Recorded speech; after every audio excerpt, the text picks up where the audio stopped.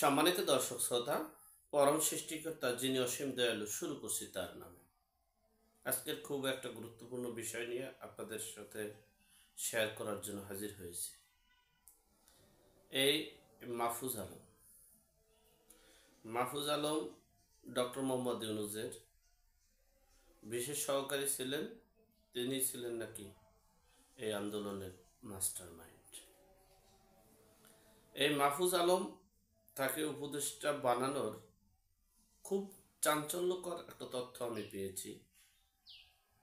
বিশ্বস্ত সূত্রে সে বিষয়টা আপনাদের সাথে শেয়ার করব এবং দেশের জনগণ এবং দেশ বিদেশের বহির্বিশ্বের সকল রাষ্ট্রগুলো ক্রিয়া প্রতিক্রিয়া তার সারাংশ সংক্ষেপে একটু আলোচনা করার চেষ্টা করব। ডক্টর মোহাম্মদ ইউনূসের বিশেষ সহকারী এই মাহফুজ আলম সারা বিশ্ববাসী প্লাস বাংলাদেশের সকলেই শনাক্ত করতে পেরেছে তিনি জঙ্গি সম্প্রদায়ের সাথে সম্পৃক্ত, শিবির রাজনীতির সাথে সম্পৃক্ত। এক অপরদিকে ডক্টর মোহাম্মদ ইউনূস বিশ্বের কোনো রাষ্ট্র তাকে এখন আর ঘৃণিত চোখে দেখছে এবং তাকে বিতাড়িত করার জন্য একটা পরিকল্পনা করছে। সে আভাস ইঙ্গিত ডক্টর মোহাম্মদ ইউনূস পেয়েছেন। বিদেয় ডক্টর মোহাম্মদ ইউনূস প্লাস তার অন্তর্বর্তীকালীন যে উপদেষ্টারা তাদেরকে সেভ করার জন্য এবং তারা নতুন একটা কৌশল হাতে নিয়েছে, সেই কৌশলে হাঁটার জন্য মূলত মাহফুজ আলমকে ওই জায়গা থেকে সরিয়ে দেওয়া হয়েছে।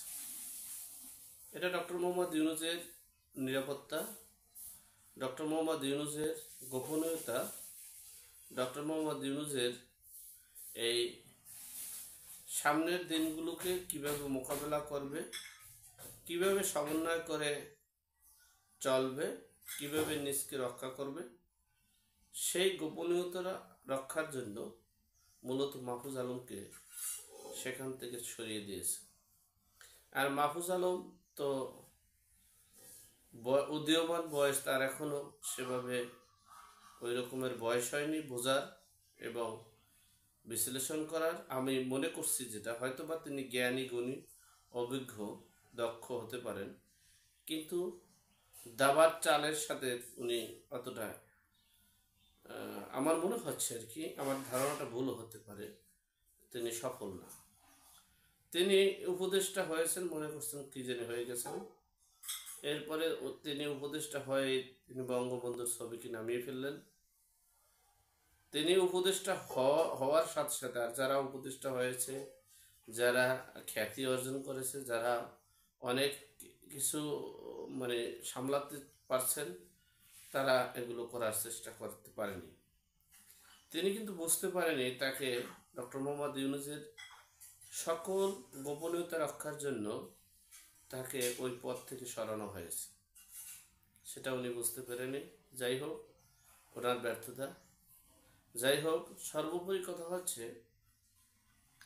ডক্টর মোহাম্মদ ইউনূস বিশ্বের সকল রাষ্ট্র থেকে অবাঞ্ছিত, অপ্রকাশিতভাবে অবাঞ্ছিত ঘোষণা হতে যাচ্ছে এবং সবচেয়ে বড় ফ্যাসিস্ট হিসেবে, অর্থাৎ 8ই আগস্ট থেকে বাংলাদেশে ফ্যাসিস্ট সরকারের ফ্যাসিজম, ফ্যাসিবাদী মব জাস্টিসের উত্থান হয়েছে, সেটা বিশ্ববাসী সহ সকল দেশগুলোই বোঝাতে পেরেছে। আপনারা ইতিমধ্যে দেখেছেন আজারবাইজানে ডক্টর মোহাম্মদ ইউনূস বিরতিকালীন সময়ে আন্তর্জাতিক গণমাধ্যমে তারা কিন্তু প্রশ্ন করেছিল, তারা বাংলাদেশি নাগরিক না, তারা বাংলাদেশে বাস করে না, তারা সেই আজারবাইজানে বাস করে, সে দেশের নাগরিক। তারা এই বাংলাদেশের সহ সকল দেশের জনগণের মূল লক্ষ্য তাকে বুঝতে পারে। সেই প্রশ্নে সাংবাদিক সেই জনগণের ভাষাকে বুঝে প্রশ্ন করেছিল যে আপনাদের অন্তর্বর্তীকালীন সরকার কতদিন থাকবে, এবং নির্বাচন কতদিন পর দিতে পারবেন। সেখানে আপনারা দেখেছেন অন্তর্বর্তীকালীন সরকার বলেছেন যে আমরা অন্তর্বর্তীকালীন সরকার, উপদেষ্টা ডক্টর ইউনূস সাহেব। আমি অন্তর্বর্তীকালীন সরকার সম্পর্কে আপনাদের একটু ধারণা দিই। আপনারা অনেকেই জানেন, তারপরও এই ভিডিওর মাধ্যমে দেখা গেছে বিশ্ববাসী সহ অনেকেই এটাকে আরও স্বাবলম্বী করতে পারবে, কথাটাকে আরও শক্তিশালী হিসেবে আঁকড়াতে পারবে।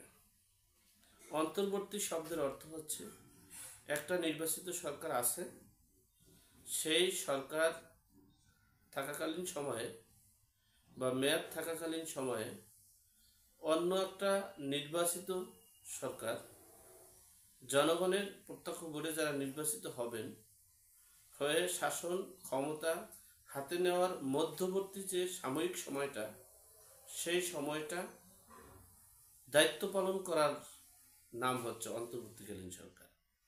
আর এই অন্তর্বর্তীকালীন সরকারের মূল কাজটা হচ্ছে যে একটা নির্দিষ্ট সময়ের মধ্যে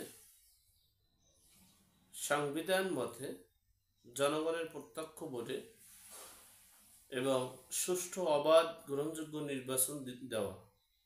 আর একটা কাজ হচ্ছে যাতে দেশে কোনো ফ্যাসিজম, একনায়কতন্ত্র কায়েম করতে না পারে, সেই প্রশাসনিক সংস্কারটা করা। মূলত এই দুইটা কাজই। কিন্তু সেখানে অন্তর্বর্তীকালীন সরকার 3 মাস ওভার হয়ে গেল এবং তিনি সেই পদক্ষেপই নিয়েছেন। নির্বাচিত সরকারের মেয়াদ হলো 29 সাল। 29 সালের প্রথম থেকে পর্যন্ত এই পর্যন্তই সরকার তিনি থাকবেন। এরপরে সময় থেকে কাউন্ট করবেন তিনি অন্তর্বর্তীকালীন সরকার হিসেবে। অর্থাৎ 28 সালের ডিসেম্বর পর্যন্ত, 28 সালের ডিসেম্বরের পর থেকেই এই ডক্টর মোহাম্মদ ইউনূস অন্তর্বর্তীকালীন সরকার হিসেবে নিজেকে মনে করবেন। যাই হোক, সর্বোপরি কথা হচ্ছে বিশ্বের আন্তর্জাতিকভাবে সকল জায়গায় আপনারা দেখতে পেরেছেন যে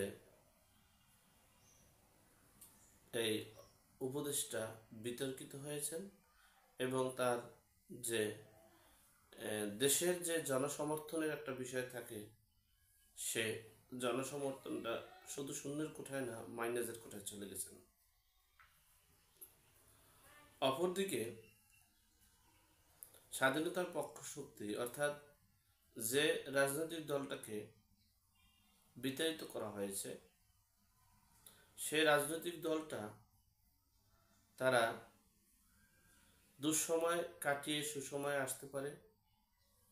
তারা ভালো লোককে, যারা সেই রাজনৈতিক দলটা, তারা জনগণ কি চায় সে ভাবমূর্তি তারা বুঝে, জনগণের আশা আকাঙ্ক্ষা তারা বুঝে, তাদের রাজনৈতিক কৌশল খুব দক্ষ, তারা উত্থান পতনকে মোকাবেলা করতে জানে, তারা চরম শক্তিকেও টেনে হিঁচড়ে ধ্বংস করতে পারে। সেই রাজনৈতিক দলটা ইতিমধ্যে টেকনাফ থেকে তেঁতুলিয়া, রূপসা থেকে পাথুরিয়া, ভারত, আরব আমেরিকা যুক্তরাজ্য, এরপরে জেনেভা, প্যারিস সহ বিশ্বের নানা প্রান্তে তারা সক্রিয় হয়ে উঠেছে। সেখানে ডক্টর ইউনূসের পতন ছাড়া বিকল্প কোনো রাস্তা দেখা যাচ্ছে না। তবে ডক্টর মোহাম্মদ ইউনূসের পতনকে ঠেকানোর জন্য যদি বিএনপি সহ অন্যান্য রাজনৈতিক দলগুলো অবস্থান করে, তাহলে দেখা গেছে জীবনেও বিএনপি আর নির্বাচনে অংশগ্রহণ করে নির্বাচিত হতে পারবে না, তারা ব্যর্থ হবে। কারণ হচ্ছে ইতিমধ্যে আপনারা দেখেছেন, আজকেও দেখলেন যে বগুড়াতে জামাত বিএনপির ধাওয়া পাল্টা ধাওয়া, অনেকে প্রায় 20 জনের মতো আহত হাসপাতালে দখলবাজি নিয়ে। এভাবে বাংলাদেশে প্রতিনিয়ত দখলবাজি, চাঁদাবাজি, লুটপাট, নৈরাজ্য হচ্ছে, মব জাস্টিস হচ্ছে। আর এগুলো এখন তো আর আওয়ামী লীগ নেই, আওয়ামী লীগ গর্থে দেশ বিদেশে। এগুলো কারা করছে? বাংলাদেশের এই বিএনপি জামাত। সেখানে চরম খেসারত দিতে হবে বিএনপিকে। আর যদি বিএনপি মনে করে যে না, জনগণের প্রত্যাশা চায়, গণতন্ত্র চায়, সংবিধান চায়, তাহলে এখনই উচিত তাদের এই অন্তর্বর্তীকালীন সরকারের প্রধান উপদেষ্টাকে তাড়িয়ে দেশে একটা জাতীয় সরকার গঠন করে একটা নির্দিষ্ট সময়ের মধ্যে নির্বাচন দিয়ে দেশকে এই ডক্টর মোহাম্মদ ইউনূসের ধ্বংসাত্মক কবল থেকে দেশকে রক্ষা করুন, দেশের ইতিহাসকে রক্ষা করুন, দেশের গণতন্ত্র রক্ষা করুন, দেশের সার্বভৌমত্ব রক্ষা করুন। আমার 2-3টা চ্যানেলকে এই ভ্যানিশ করে দিয়েছে এই বর্তমান খুব দক্ষ অভিজ্ঞ জনগণরা। আমি সেই চ্যানেলগুলোতে ভিডিও আপলোড করতে পারছি না। আপনারা দয়া করে আমাকে যদি ভালোবাসেন, আমার বিশ্লেষণ আলোচনা ভালো লাগলে দয়া করে সাবস্ক্রাইব, লাইক, কমেন্টস করবেন।